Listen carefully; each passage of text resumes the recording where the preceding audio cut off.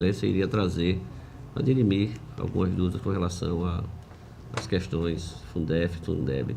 Eu gostaria de, antes de me pronunciar, se Vossa Excelência for trazer o voto de Vossa Excelência, eu queria ouvi-lo, senão eu vou adiá-los para a próxima sessão.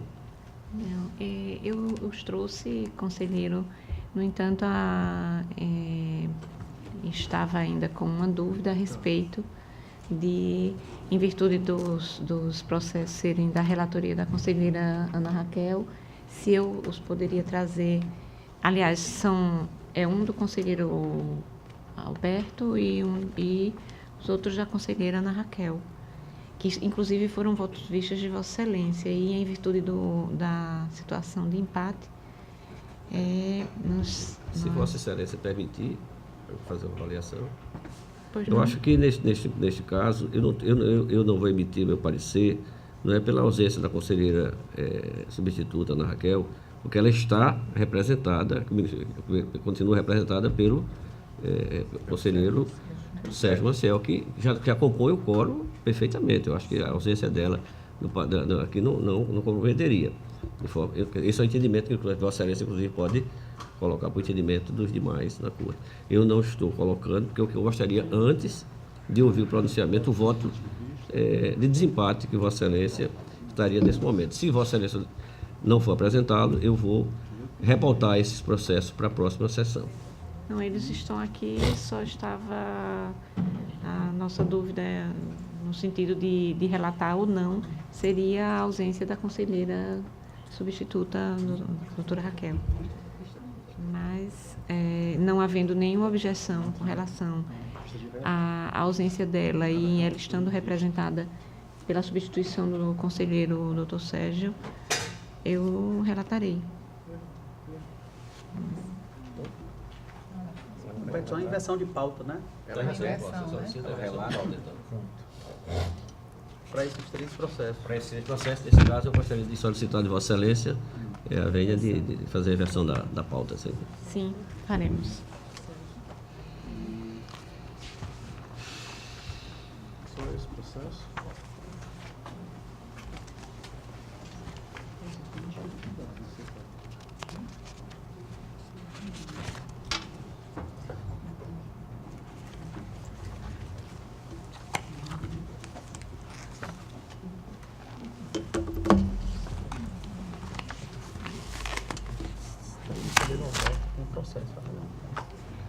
Conselheiro Alberto, posso relatar, ou Vossa Excelência? Claro, muito melhor a senhora relatar, que é mais importante isso aí. Não, mas são quantos processos, Vossa Excelência? São 5, mas não por conta. Então o senhor relata. Ok. Bom, tratam-se de 5 processos, todos daquele relativo FUNCONTAS, de aplicação de multa. Em todos esses processos, o Ministério Público de Contas não foi ouvido porque o gestor ficou inerte, né? Não respondeu, não se manifestou. Então, sim, desculpe, antes eu queria pedir a retirada de pauta do processo 6.259/2015. Inclusive, por quê? Porque esse processo, nós verificamos que ele em princípio não tinha resposta do Ministério Público, porém, em pesquisa, verificamos que existia um processo apartado do mesmo teor. Então, aí requisitamos esse processo e verificamos que tinha resposta do gestor, mas o processo apartado. Então, fizemos a juntada e encaminhamos para o Ministério Público. Por isso que eu estou pedindo a retirada de pauta. É o número 6.259/2015. Então, passo a relatar os processos, que, como disse, não tem nenhum deles tem manifestação dos gestores ou gestoras. Primeiro processo, 9.123/2015, trata-se da gestora do Fundo Municipal de Saúde de Pindoba, exercício 2015, a senhora Elineide Henrique Soares Barbosa. A gestora enviou fora do prazo a segunda remessa do SICAP relativa aos meses de março e abril do ano 2015. Processo 9.125/2015, da ex-gestora da Secretaria Municipal de Assistência Social de Atalaia, exercício 2014, a senhora Edna Braz dos Santos Lira. Enviou fora do prazo a segunda remessa do SICAP relativa aos meses de março e abril de 2014. processo 9.129, de 2015, a gestora da Secretaria Municipal de Educação de Igaci, exercício 2014, senhora Mônica Helena Torres Pianco. Ela não enviou fora do prazo a segunda remessa do SICAP relativa aos meses de março e abril do ano 2014. Processo 14.666, de 2015, gestor do Instituto Municipal de Previdência Social de Impindoba, exercício 2014, senhor Jailson da Silva Batista. Enviou fora do prazo a quinta remessa do SICAP relativa aos meses de setembro e outubro de 2014. E o processo 13.546, de 2015. A gestora da Câmara Municipal de Campo Grande, Alagoas, exercício 2015, senhora Josefa Barbosa da Silva, enviou fora do prazo a terceira remessa do SICAP relativa aos meses de maio e junho de 2015. Todos os processos foram instruídos da forma regulamentar, conforme o regimento interno desse tribunal.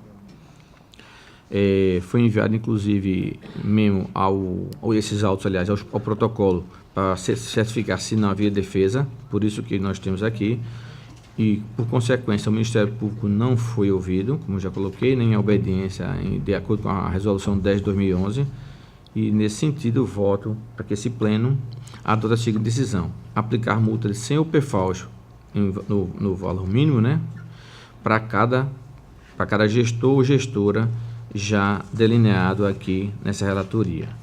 Cientificar dessa decisão a cada gestor ou gestora, para no prazo de 15 dias que recolha a multa ao Funcontas, sob pena de, não fazendo no prazo regulamentar, ser comunicada para a Procuradoria do Estado para a respectiva ação de execução e ou protesto, conforme for o caso. E cientificar o Funcontas. É dessa maneira que eu voto, senhora presidente, senhores conselheiros, senhora conselheira. Com a palavra o Ministério Público. Considerando que, apesar de regularmente notificados, os gestores responsáveis sequer apresentaram defesa, o Ministério Público se manifesta pela aplicação das multas. Em discussão os processos. Em votação. Conselheiro substituto, doutor Sérgio. Com o relator, presidente. Conselheiro Otávio. Com o relator. Conselheira Maria Cleide. Acompanho o relator. Conselheiro Fernando. Conselheiro Anselmo. Acompanho o relator, senhor presidente. Conselheiro Fernando. Relator, senhora presidente. Aprovado. Senhora presidente, sem mais processos. Pela ordem, conselheiro substituto, doutor Sérgio.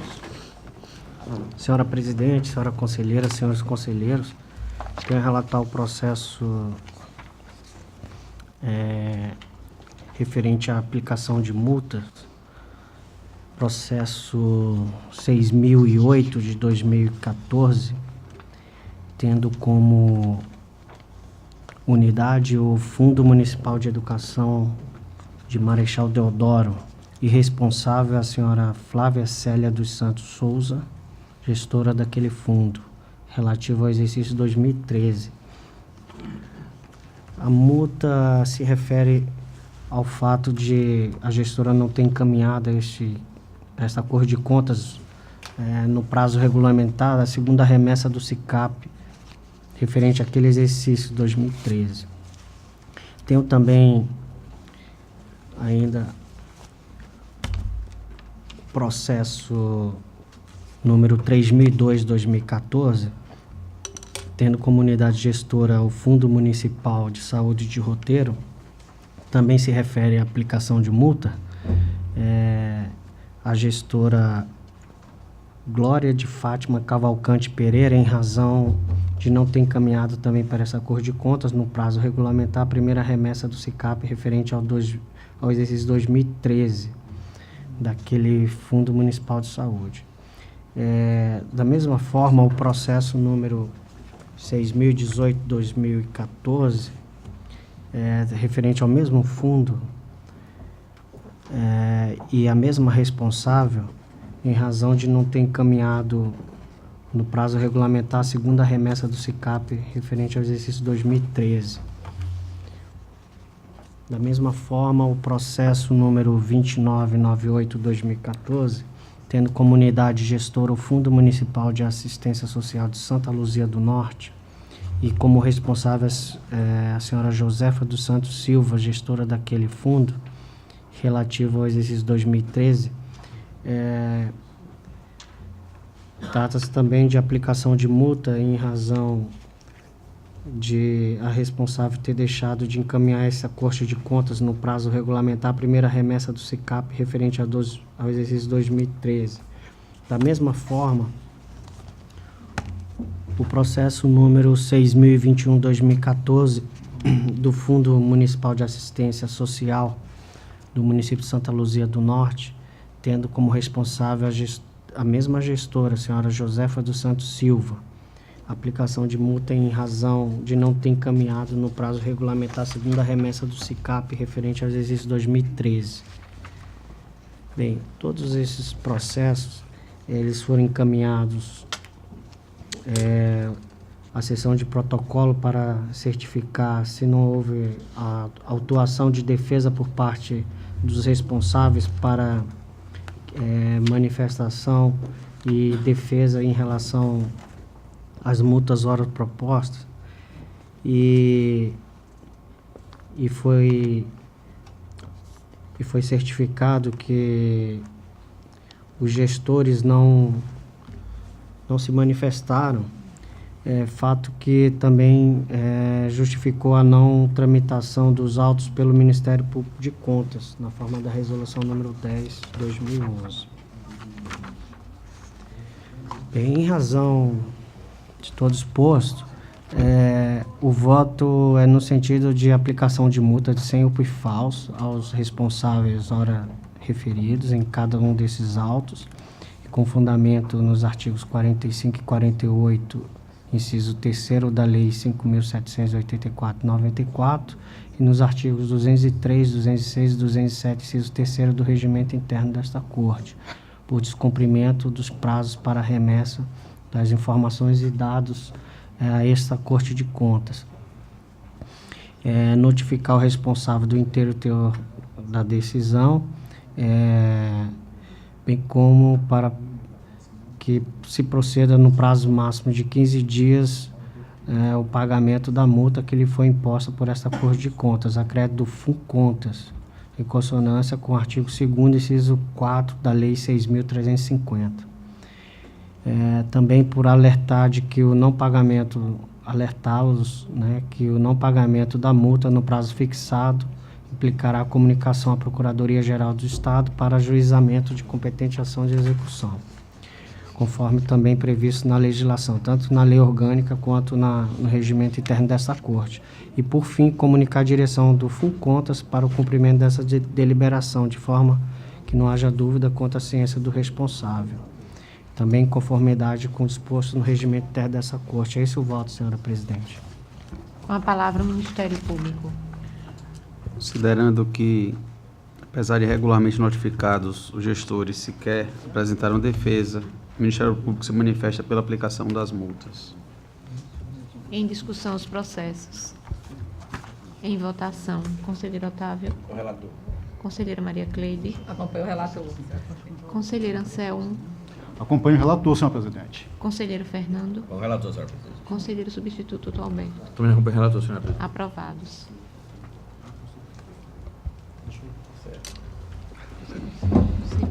Sem mais processo.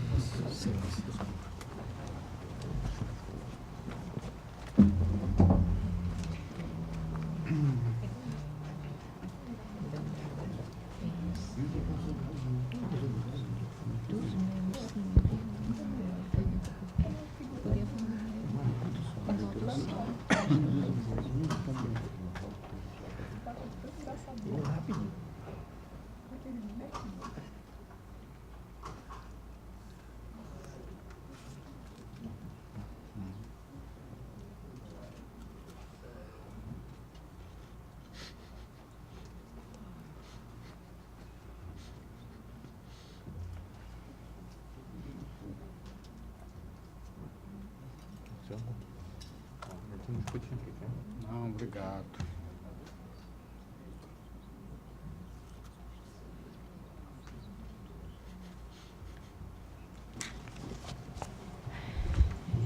Senhora conselheira, senhores conselheiros, senhor representante do Ministério Público,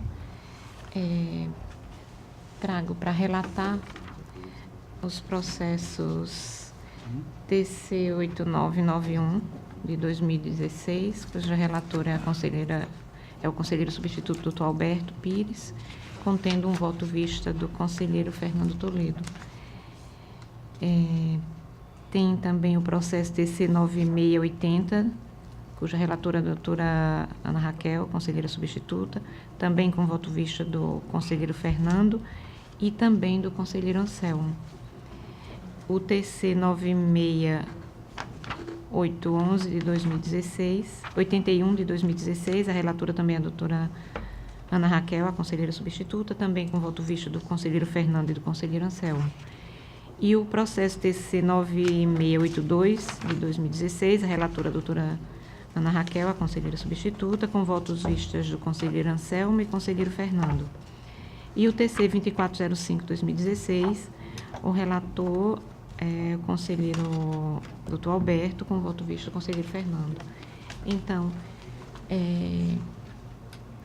os processos são com um objeto único, diferencia em virtude do conselheiro relator e do voto vista.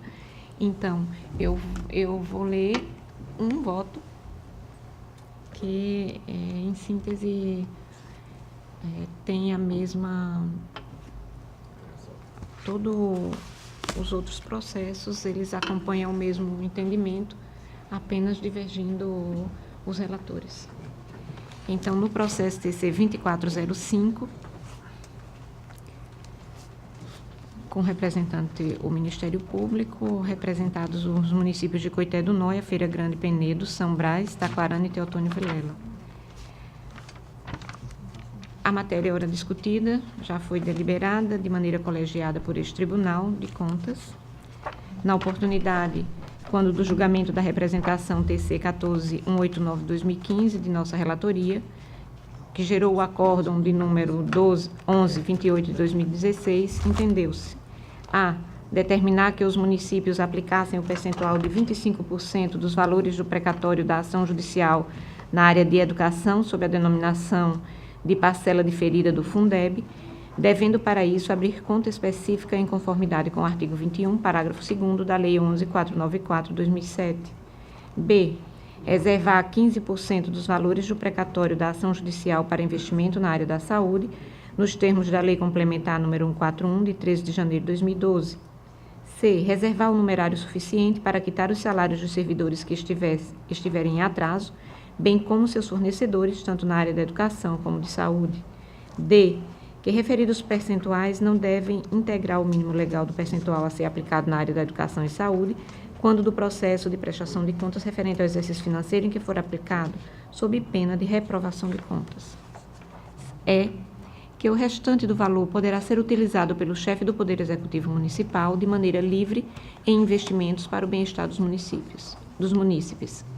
Na oportunidade, fomos vencidos, não por discordarmos de aludido entendimento, mas por entendermos que o caso subexame tinha algumas nuances que impossibilitava adotarmos mencionado entendimento. Dissemos na oportunidade: quanto à natureza da verba, esta será averiguada e analisada quando do mérito da representação. Observamos destarte, nos autos do processo judicial, que resultou no reconhecimento do direito, que nada foi tratado sobre a sua natureza. Já a ação civil pública ajuizada pelo Ministério Público Federal ainda está tramitando, não havendo assim coisa julgada, de modo a demonstrar sua precariedade, tudo a impedir que se aceitassem os comandos transitórios como verdade absoluta. Registre-se ainda que é competência deste TCE analisar, como demonstrado, o uso de tais verbas, além de que as instâncias judicial e administrativa são independentes entre si, não vinculando a decisão da Justiça Federal a este TCE. Somente se houvesse decisão judicial específica dirigida a este TCE é que a sua atividade poderia ser obstacularizada, o que não é o caso em análise. Não se há, assim, que falar, seja em coisa julgada, nem muito menos em ilegal interferência na autonomia do Poder Executivo, a macular o princípio da separação de poderes. Existe no contrato administrativo firmado entre o município e o escritório contratado passagem que releva em tese que a sua natureza não seria indenizatória. Vejamos. Cláusula 4ª. ajustam as partes que, em contraprestação aos serviços advocatícios contratados, será paga, mediante dotação orçamentária própria da contratante, a seguinte remuneração a título de honorários advocatícios. Parágrafo 4º. Os honorários contratados deverão ser pagos, caso não convencionado de outra forma, mediante retenção do FMF recebido mensalmente pelo município em parcelas não superiores a 5% do referido montante mensal até complementação do valor devido. A mesma foi alterada no termo de aditamento e ratificação de contrato particular de prestação de serviços, máxime, pelo disposto no item 3.1, cuja validade e alcance, inclusive sob o ponto de vista de interesse público, da legalidade e da economicidade, serão analisados quando do mérito da presente representação. No que pertine aos contratos do escritório de advocacia e análise sobre a legalidade e o preenchimento dos requisitos legais, só poderá ser feita se analisando a juntada dos referidos processos administrativos. A não juntada, como feito na fase preliminar, é indício e presunção do não preenchimento dos requisitos legais. Merece, de igual modo, análise a miúde os subestabelecimentos constantes dos autos, como a repartição de honorários. Ficando assim vencidos, não podemos deixar de encampar e endossar o entendimento vencedor, adotando destarte em prestígio aos postulados da segurança jurídica e da isonomia, que são princípios caros ao julgador e principalmente ao jurisdicionado, a uniformização de procedimentos e entendimentos, valendo-se destarte do disposto no novo Código de Processo Civil, Lei 13.105 de 2015, máxime em seu artigo 927, 5, que criou a figura dos precedentes, até porque aplicado de maneira supletiva e subsidiária por força do contido no artigo 15.2 do mesmo diploma legal aos processos administrativos, inclusive os que tramitam nesta Corte de Contas.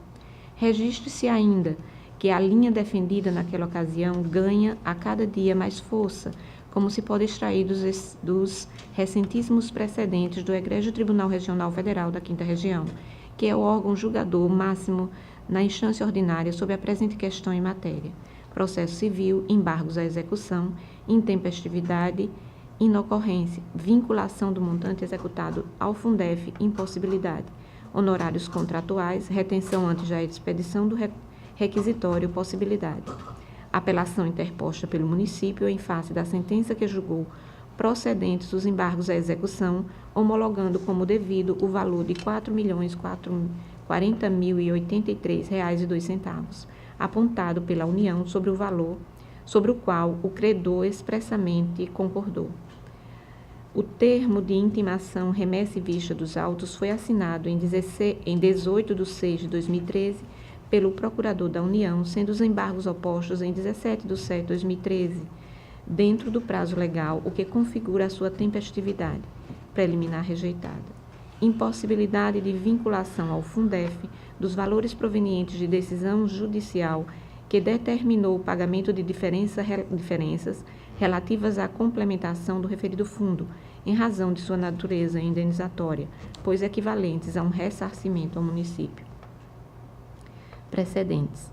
Esta Corte Regional vem reconhecendo ser direito do advogado a retenção do percentual de honorários contratuais, se requerida mediante a juntada do contrato antes da expedição do requisitório, com arrimo no artigo 22, parágrafo 4º da Lei 8906 de 94, inclusive quando a verba executada se destina ao Fundo de Manutenção e de Desenvolvimento do Ensino Fundamental e de Valorização do Magistério Fundef, como é o caso dos autos.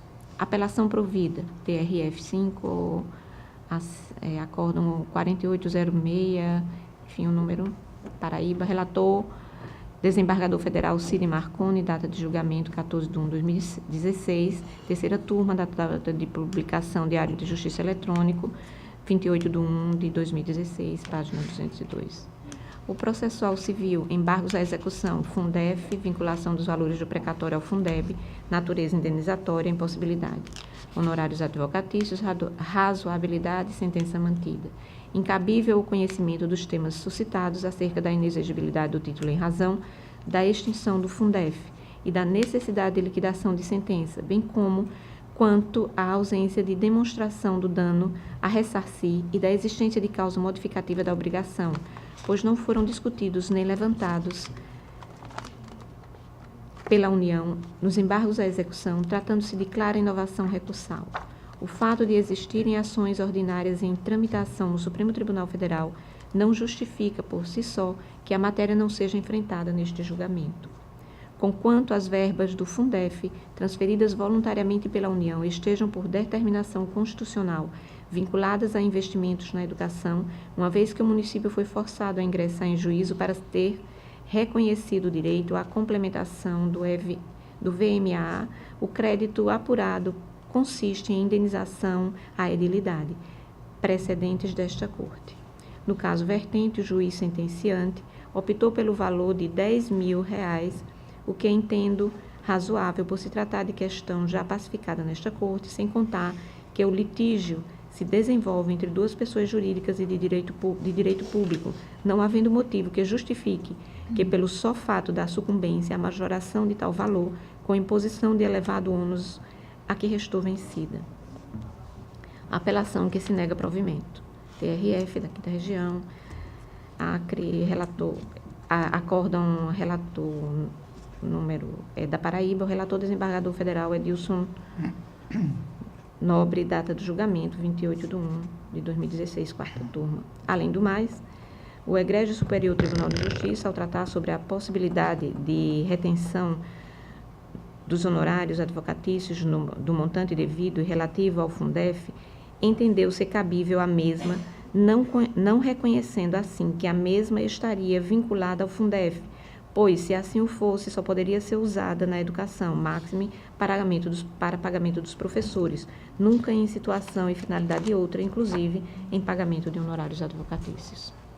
Portanto, dar-se quanto ao restante da verba descontados os honorários advocatícios, interpretação diversa, dizendo que esta vincularia e só poderia ser gasta na educação, máxime no pagamento de professores, seria, com todas as vênias dos que pensam em sentido contrário, um grande e abominável contrassenso.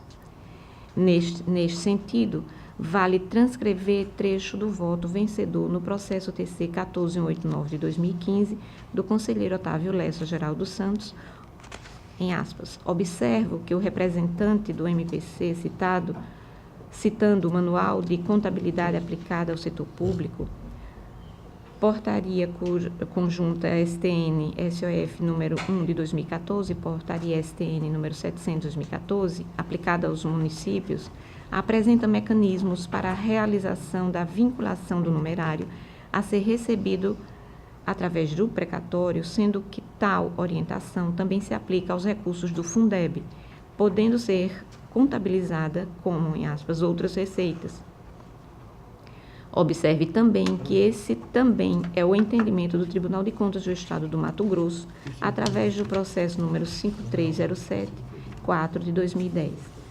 Contudo, é fato público e notório que o numerário referente os fundos de participação dos municípios estão sendo encaminhados pela União Federal em valores cada vez menores, razão pela qual determinar a aplicação de todo o valor a ser recebido somente na educação seria desprezar as demais áreas como saúde, infraestrutura e etc., razão pela qual entendo que deve haver a aplicação do percentual de 25% e 15% nas áreas da educação e saúde, respectivamente.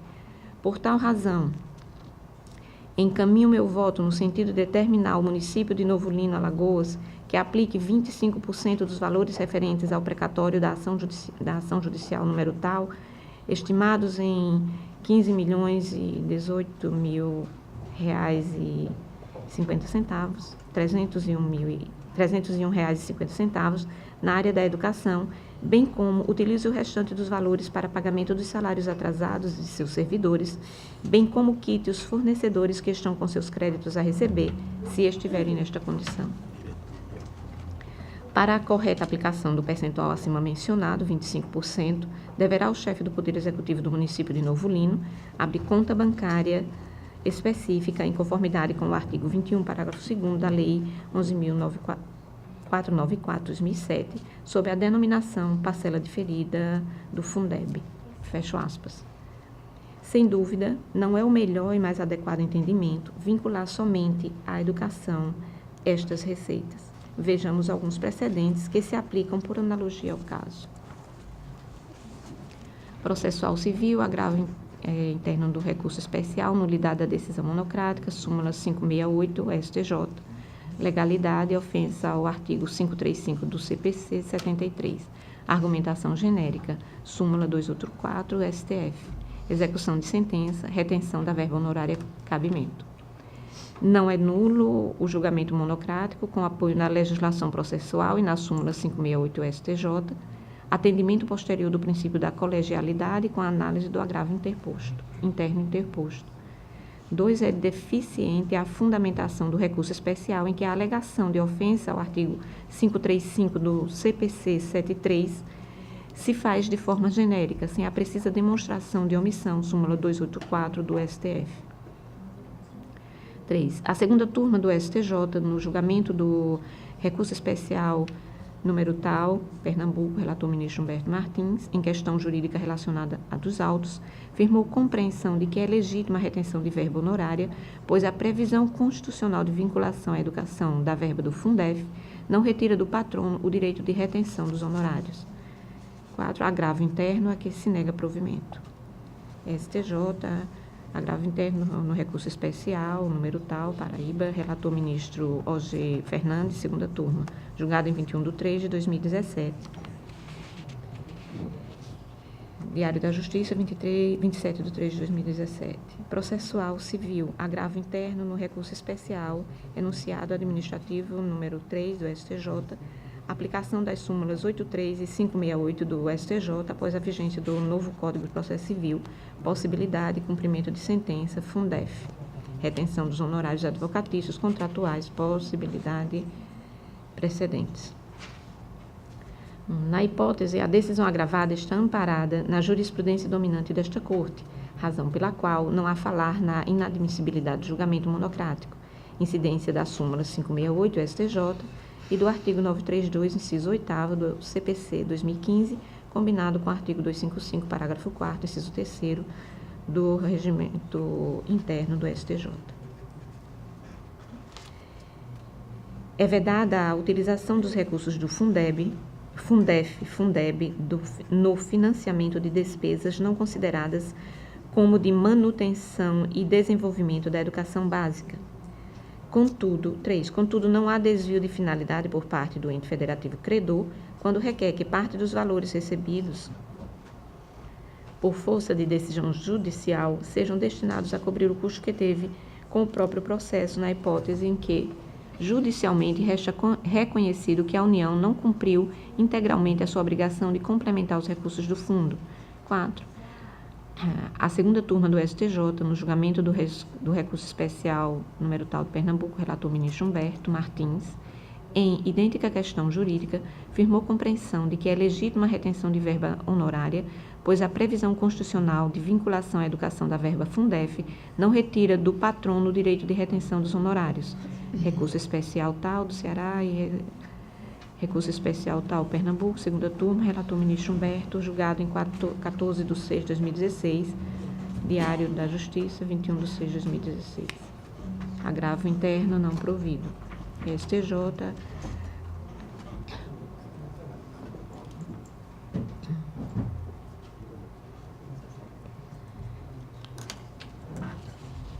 Relator ministro Humberto, segunda turma, julgado em 16/2/2017, Diário da Justiça, 23/2/2017, no agravo interno do recurso especial administrativo e processual civil, agravo interno no agravo em recurso especial, alegada violação no artigo 535 do CPC 73, inexistência e razões de recursos que não impugnam especificamente os fundamentos da decisão agravada. Súmula 182 do STJ, Fundef, retenção dos honorários advocatícios contratuais, artigo 22, parágrafo 2º da Lei 8906 de 94, possibilidade, jurisprudência dominante do STJ, agravo interno parcialmente conhecido e nessa extensão improvido. Agravo interno aviado contra a decisão publicada em 29 de 8 de 2016, que por sua vez julgara recurso interposto contra a decisão publicada na vigência do CPC 73. Segundo, trata-se, na origem, de agravo de instrumento interposto em face da decisão que, em sede de execução, exclui do precatório a parcela referente aos honorários advocatícios contratuais, por entender que os valores relativos à complementação do Fundef, por imperativo legal e constitucional, somente podem ser destinados à manutenção e desenvolvimento da educação básica. Terceiro, o Tribunal de Origem deu provimento ao agravo do instrumento, concluindo que a retenção dos honorários contratuais mediante a apresentação do ajuste, antes da expedição do precatório, é perfeitamente legal. Ainda segundo o acórdão recorrido, em aspas, este entendimento é prestigiado, inclusive, quando a verba executada se destina ao Fundo de Manutenção e Desenvolvimento do Ensino Fundamental e de Valorização do Magistério, Fundef. 4. Interposto agravo interno com razões que não impugnam especificamente os fundamentos da decisão agravada, mormente quanto à ausência de violação do artigo 535 do CPC 73, não prospera o inconformismo no particular em face da súmula 182 desta Corte. 5. A segunda turma do STJ, a partir do julgamento do recurso especial número tal, Pernambuco, relator ministro Humberto Martins, Diário da Justiça 710 de 2016, em aspas, em idêntica questão jurídica, afirmou compreensão de que é legítima a retenção da verba honorária, pois a previsão constitucional de vinculação à educação da verba do Fundef não retira do patrono o direito de retenção dos honorários. STJ, agravo interno no recurso especial, número tal, Pernambuco, relator ministro Herman Benjamin, segunda turma, Diário da Justiça, de 12 de 9 de 2016. No mesmo sentido, em casos análogos, STJ, agravo interno recurso especial, número tal, AL, relator ministro Mauro Campbell Marques, segunda turma, Diário da Justiça, de 14 de 9 de 2016, recurso especial, número tal, AL, relator ministro Humberto Martins, segunda turma, Diário da Justiça, 25 de 8 de 2016. Sexto, estando o acórdão recorrido em consonância com a jurisprudência dominante desta Corte, afigura-se acertada a decisão ora agravada que, com fundamento na súmula 83 do STJ, obstou o processamento do recurso especial. 7. Agravo interno conhecido em parte e nessa extensão improvido. STJ, agravo interno no agravo no especial da relatora ministra a Suzete Magalhães, segunda turma, julgado em 16 de 2 de 2017, Diário da Justiça, de 8 de 3 de 2017. Processual civil administrativo, honorários advocatícios, contratuais, verbas da educação, Fundef, artigo 22, parágrafo 2º, parágrafo 4º da Lei número 8.906 de 94, retenção, possibilidade precedentes, súmulas número 568 do STJ. Recurso especial improvido, consoante entendimento dominante desta Corte Superior de Justiça, com aplicação do enunciado na súmula 568 do STJ. Segundo, é pacífico no Superior Tribunal de Justiça o entendimento de que é possível ao patrono da causa em seu próprio nome requerer o destaque da verba honorária mediante juntada aos autos do contrato de honorários, nos termos do artigo 22, parágrafo 4º da Lei 8.906 de 94, até a expedição do mandado de levantamento ou precatório.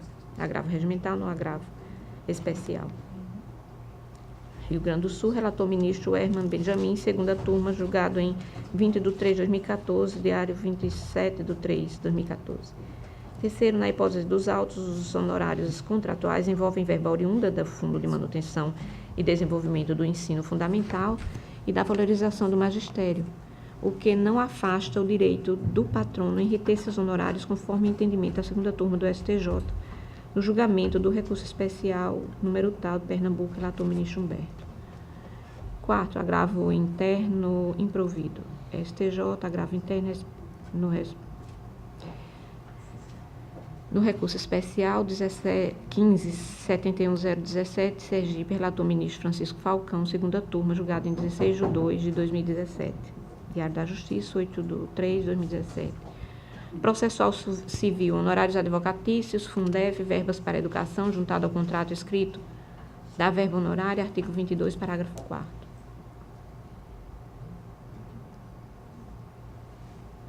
Da Lei 8906 de 94. Retenção, possibilidade, precedente, súmula 83, STJ. Discute-se nos autos a possibilidade de execução de honorários de contrato de prestação de serviço diretamente no processo de execução principal por dedução da quantia a ser recebida pelo constituinte nos termos dos artigos 22, parágrafo 4º e 23 da Lei 8906 de 94. Segundo, é pacífico no Superior Tribunal de Justiça o entendimento de que é possível ao patrono da causa, em seu próprio nome, requerer o destaque da verba honorária mediante juntada aos autos do contrato de honorários nos termos do artigo 22, parágrafo 4º da Lei 8906 de 94, até a expedição do mandado de levantamento ou precatório, agravo regimental no agravo especial. Relator, ministro Herman Benjamin, segunda turma, julgado em 20 de 3 de 2014, Diário da Justiça, 27 de 3 de 2014. A hipótese dos autos possui peculiaridade de que a constrição se dá em processo em que se discute verbas do Fundef, questão discutida no recurso especial número tal de Pernambuco, está pendente de publicação. 4. A previsão constitucional da vinculação à educação da verba do Fundef não retira do patrono o direito de retenção dos honorários, pois a sua atuação decorre das verbas educacionais. Recurso especial improvido, STJ, recurso especial tal, Alagoas, relator ministro Humberto Martins, segunda turma, julgado em 18 de 2 de 2016, Diário da Justiça, 25 de 8 de 2016. Processual civil, execução de sentença, ofensa ao artigo 535 do CPC de 73, não configurada. Honorários advocatícios, Fundef, verbas para educação, juntada do contrato escrito da verba honorária, artigo 22, parágrafo 4º da Lei 8906 de 94, retenção, possibilidade.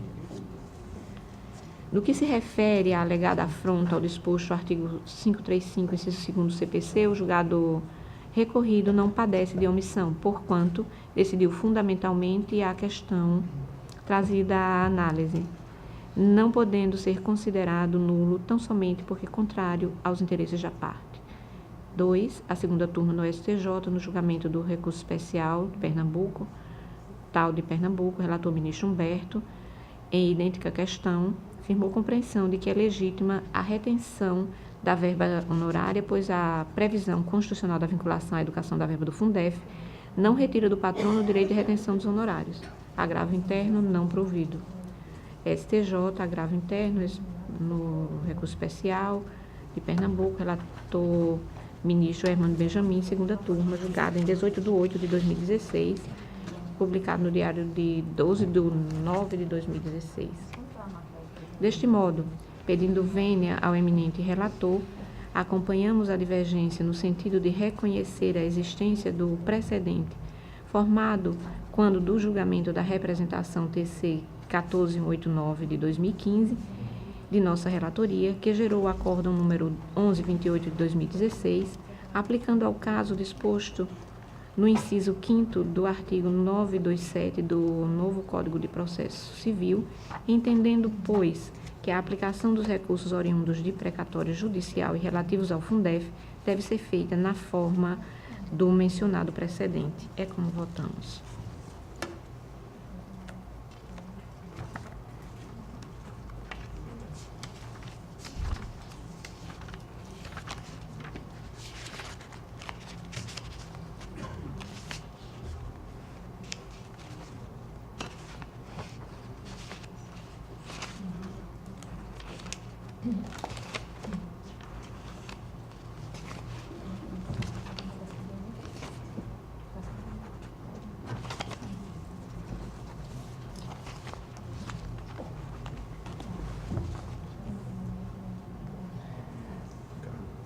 Ricardo.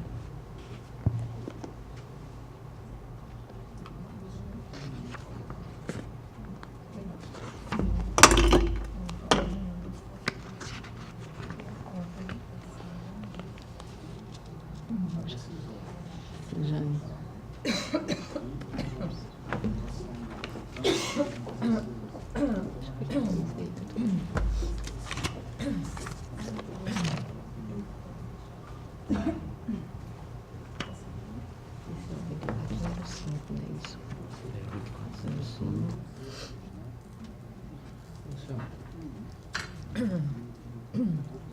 Doutora Raquel, 9.000.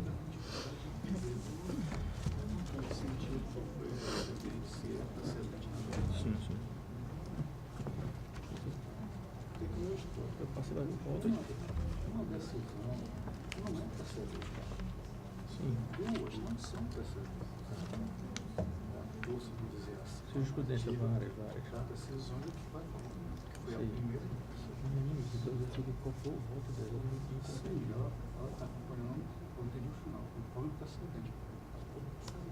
Sim.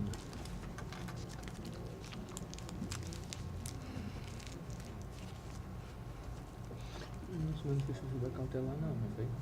E não se manifestou sobre a cautelar.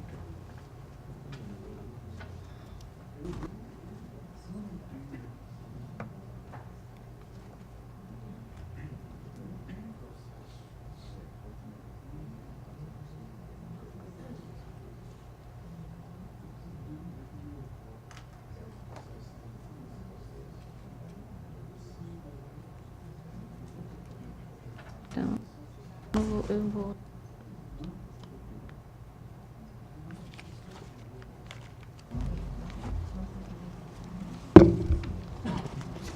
Senhora conselheira, senhores conselheiros, em virtude dos votos que nós trazemos, tanto os 3 processos que dizem respeito à relatoria da conselheira Ana Raquel e os 2 processos que dizem respeito ao conselheiro Dr. Alberto, nós mantemos o mesmo entendimento e eles têm os mesmos argumentos trazidos no voto que nós acabamos de fazer a leitura. Então, é como nos posicionamos nestes processos. Senhora presidente, Com a palavra, doutor Enio. como existe a possibilidade dos conselheiros que já votaram, inclusive, modificarem o seu entendimento, eu acho que não foi concluído o julgamento, a senhora pode colocar o processo ainda em votação. Há uma possibilidade? Porque há a possibilidade de um juízo de retratação e modificação de voto, então acho que a matéria ainda pode ser, inclusive... o julgamento não se conclui com a apresentação, apresentação do voto. do voto. Então, com a palavra, vai Vossa Excelência. O Ministério Público se manifestou, né, já por ocasião em todos os processos, entendendo Em discussão. entendendo pela vinculação e também pela necessidade de melhor apuração dos contratos, que eu acho que essa matéria, inclusive, não foi tratada no voto. O que está sendo discutido é apenas a questão da vinculação ou não à educação. Tem cautelar a ser avaliada? Eu tô com uma Na dúvida. verdade, a nossa posição, nosso voto, ele nós nos debruçamos no posicionamento trazido pelo conselheiro, pelos votos vistos do conselheiro Fernando Toledo, que se manifesta no sentido de não reconhecer essa vinculação, que o processo que restou empate foi o pedido de vista do conselheiro Fernando, e que ele trata justamente no sentido da vinculação ou não. Não é exatamente isso, conselheiro Fernando? Então, em virtude de ter... Eu voto pelo arquivamento da demanda, uma vez que nós entendemos que, primeiro, nas questões para fazer Excelência, não admite a representação. Inicialmente não admite. Isso. Aí, mesmo assim, adentra ao mérito da questão já, é isso? que é questão de direito, nós poderíamos fazer Certo. Porque Exatamente. eu também Entramos ao dúvida se mérito. tinha uma cautelar, se havia empate, você recebeu ou não a representação. Não. Primeira parte. Isso. Então, como o voto, como o empate se estabeleceu em virtude dessa posição do conselheiro Porque tem que constar o voto Fernando, dela, foi isso. Não fica exatamente empatado, sobre a esse admissibilidade entendimento da que cautelar nós ou não. tivemos nós entendemos que nós deveríamos nos pronunciar. Essa, o doutor Roberto pediu a palavra. Por favor. Com a palavra. Não, pode falar. Com a- Porque, claro, silêncio. Enquanto isso, Conselheira, o que a questão é a seguinte, é porque pelo menos, eu não posso responder pelos outros processos que eu não está sob a minha responsabilidade, mas os 2 processos que estão, eu trouxe aqui ao pleno para homologar ou não uma cautelar de suspensão desse débito. Eu, inclusive, até antecipando o voto, concordo no mérito com o seu voto, embora já tenha sido, né, mas entretanto, a cautelar, como fica? Entendeu? Eu sugiro que no voto de Vossa Excelência se acrescente sobre a decisão de manter ou não a cautelar, que no caso penso que fica, entendeu o que eu estou dizendo? Porque como é que a gente vai, porque senão como é que vai ser arquivado um processo que ele tem uma cautelar vigente e sem decisão disso? Entendeu? Ou seja, mais ou menos o seguinte, pediu-se A, decide-se B e se omite-se A, assim, genericamente falando, né? Eu acho que a gente tem que se pronunciar sobre a cautelar, tem que constar do constar do voto, positivo, né? né? Porque senão Você concorda com, né? é um erro em... O posicionamento. É não admissão. Neste caso, eu entendo, também no entendimento de Vossas Excelências, que a cautelar não pode ser mantida. Sim, então, mas não, isso não. Mas então precisa se manifestar sobre isso, entende? Nesse sentido. Erro em... Entende? Só isso. A minha sugestão é essa. Acrescente a manifestação sobre a cautelar, manutenção ou não da cautelar. Doutor Alberto, Implementação do... eu acolho a sugestão de Vossa Excelência no sentido de negar a manutenção da cautelar. E nós trouxemos o voto acredito que realmente foi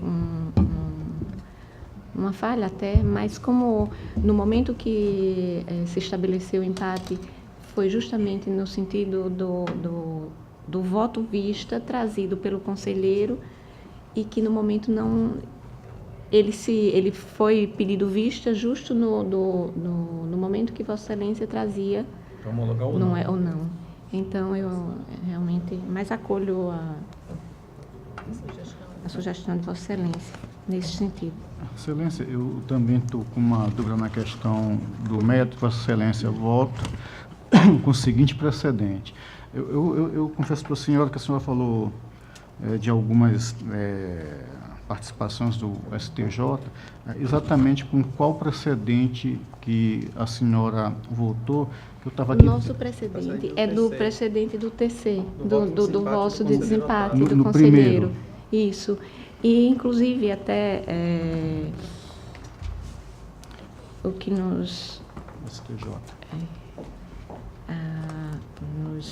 fortalece ainda mais no sentido de mantermos esse posicionamento, em virtude das orientações que nós observamos, inclusive num presente muito oportuno que eu recebi hoje de nossa diretora-geral, que já traz, inclusive, uma